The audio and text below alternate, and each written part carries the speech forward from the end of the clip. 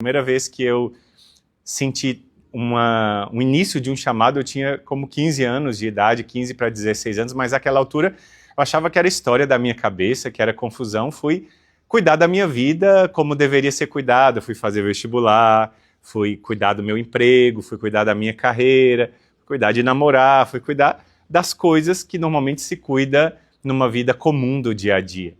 Mas quando um chamado existe, um chamado verdadeiro existe, esse chamado não pode ser apagado com o tempo, não pode ser apagado com desvios, porque o chamado vem de Deus. Vocação é chamado de Deus, não é escolha nossa.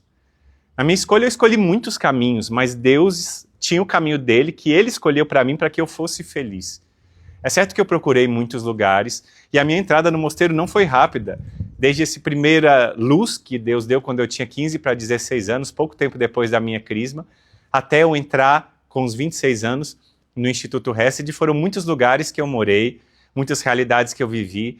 Eu sou brasiliense, fiz faculdade em Belo Horizonte, depois morei quase um ano no Rio de Janeiro, morei no sul de Minas Gerais, por alguns meses em Itajubá, em Minas Gerais, depois morei em Goiânia, outro tempo, voltei para a minha terra, em Brasília, e aí que eu vim morar no Instituto em Fortaleza.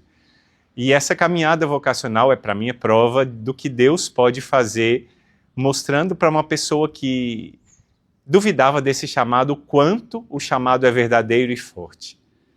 Muitas pessoas diziam para mim que percebiam em mim sinais da vocação, mas eu não queria acreditar, eu achava que isso era as pessoas querendo me forçar, e eu brigava com eles, brigava com Deus, e de fato brigar com Deus é difícil. Se a gente lembra da história de Jacó, no Antigo Testamento ele lutou com Deus e não foi fácil.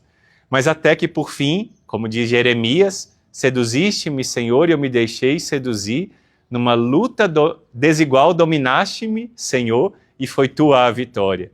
Até que no dia 19 de março de 2004, eu entrei no Instituto Hesed.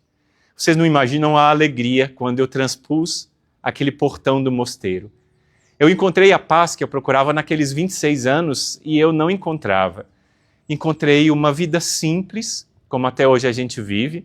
Não é porque o Instituto hoje esteja mais conhecido no mundo que a gente não deixe de viver uma vida simples. Eu aqui lavo louça, eu cuido das roupas da comunidade, coloco roupa na máquina, estendo roupa, ajeito todo para os irmãos, coloco no espaço deles, faço a vida simples do dia a dia.